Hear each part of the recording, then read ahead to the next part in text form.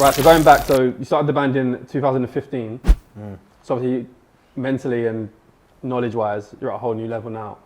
So knowing what you know now, going back to 2015, growing that band, what did you do differently? If we're talking about just growing the band, because I certainly would be taking the property knowledge and quickly raising finance and going down that road. But if it's just the band, I'd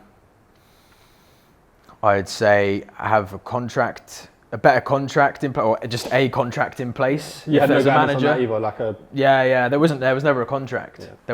There was a speculative contract, but there wasn't really a contract. So like we needed to have, I'd say, have proper delegation from the start. Understand people's roles would be the first way to do it. When you're young and naive, though, that's quite a hard thing to take on board. Yeah. But I'd say film everything like you did. Raise finance earlier on. Forget labels. Just anything to do with labels, just fuck it off. Because that was the detriment of the band, was banking on labels. Yeah. As if we just gone and raised the private finance, we'd have got there What would that anyway. look like for an investor?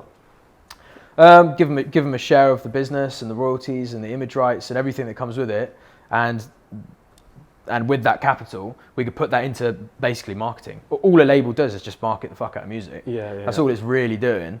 But what kind of level do you reckon you would have had to have the band at to be able to get investment?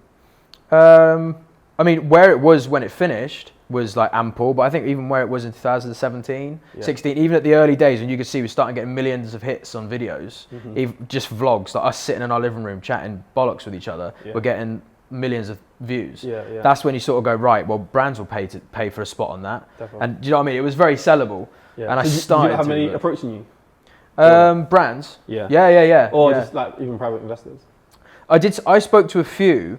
But again, all of that stuff was, was held by the manager, who was sort of like keeping everything very hush. And I was just focused on building the business. But really, again, if I was to give myself the advice, it would be, mate, rinse him apart, like rip him apart and make sure you understand exactly who's communicating with us, what opportunities are on the table that he's ignoring because he's hoping for a label. So if I was to give one big caveat advice to myself then, I'd say anything to do with labels, doesn't matter. Independence, building the eyes and then monetizing that. That's what will get you there, not the hopes of a label who basically will, at the wake of a cup of coffee, will decide your fate. It's not worth it. Yeah. Do you see yourself looking at a lot of musicians that you see online doing things the wrong way? Yeah, all the time. I look at what people are doing. Same in property now, when it comes to brand. I'm just sort of like, why aren't you filming the process? Why? Like, it's so invaluable. Even if it's just because you can watch it back one day or your kids can watch it back. All those things are so valuable in today's day and age. I'd love to see my dad when he was cracking away in London building his recruitment business back in the 80s. Definitely. I'd love to see that. So that's one of the big reasons why I've always filmed everything. It's not just business. I was just like, if I film it, at least I've got it. It's like a hard memory.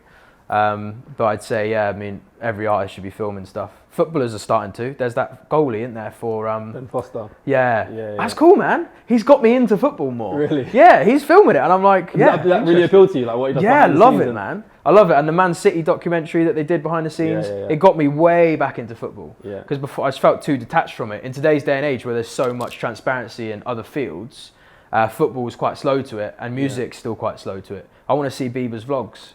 Everyone wants to see Bieber's vlogs. Do you know what I mean?